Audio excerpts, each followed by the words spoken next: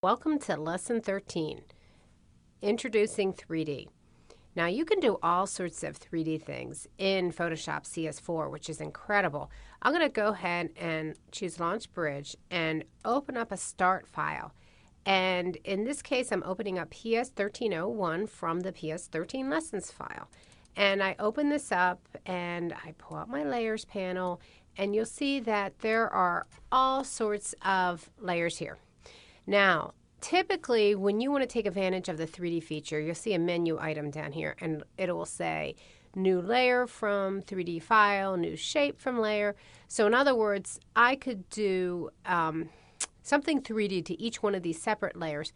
Or what if I want to apply the 3D feature to all of those layers? I can select the top layer and then hold down my Shift key and select the bottom layer, and I can right-click on the PC or Control-click on the Mac and choose Convert all these layers to one smart object. And what I've got here now is one layer. Now, it's not really one layer because that whole other file has been embedded inside of here. So if I were to double-click on this, I could open up and make changes to this particular file still, even into the individual adjustments. Close that, go back to this original file.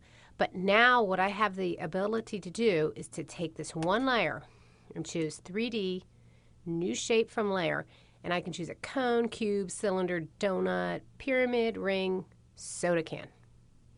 Voila. So there I go. I've converted this into a 3D object. How do I know it's 3D? First of all, look in the lower right-hand corner. I've got this little cube indicating that this is a 3D layer. I can also take advantage of the new 3D rotate tools and click and drag and spin this around so that I can see different sides of this as well. So relatively easy to create this, and of course, like I was saying before, you could always double click and open this up if you want to move the text, reposition it, maybe lighten the image a little bit. I'm going to take it a little bit further right now with the 3D tools though. So I am going to double click on that little 3D icon that's in the Layers panel, and up pops a panel called 3D Scene. And if I scroll down, there's all sorts of choices that I can take advantage of. Let me pull this down a little bit. Oh, we'll scroll this way.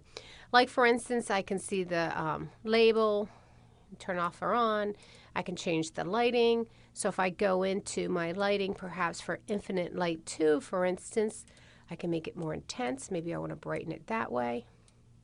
I can even click on this little button up here to the left of Infinite and choose with that highlighted to move the lighting around as well. And you'll see that that's also reflected when I spin the can using the rotate tools. Okay, all very easy actually and very fun to do. But what if I'm creating this as a comp for a client and I want to show them in a really unique way this can spinning. Okay, so I'm going to kind of combine this with an animation feature. I am choosing Window Animation. Up pops my timeline.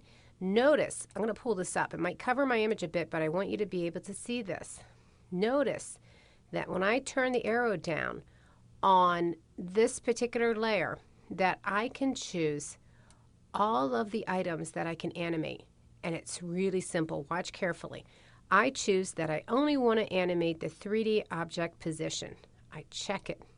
While my current time marker is back at the 0 mark, I can pull or drag this over to 3, take my rotate tool and say about here, I want it to spin like this.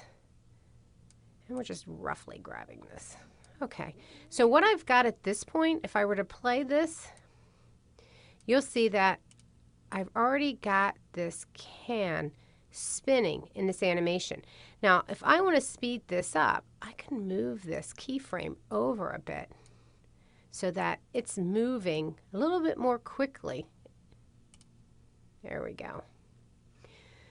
So, quick little easy animation. Now, what if I wanted to go back the way it came? I'm going to stop this by using my little stop button on my animation panel. I'm going to take this keyframe and I'm going to copy it. I'm going to go about over to here, maybe the 3 mark, And from the panel menu, I'm going to choose paste my keyframe. And now what I have is I click on this. I've got it spinning around. Okay, customer, there's your label. You want to see it again? Let's go back the way we came, and here we go.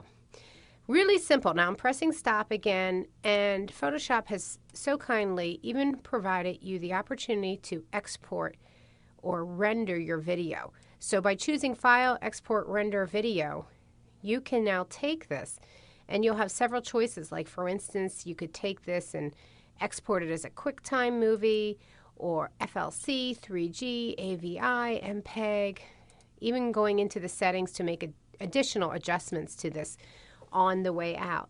So lots of things you can do with this, and basically the example here was just taking a 3D file and animating it, but you can use this for simple package designs as well.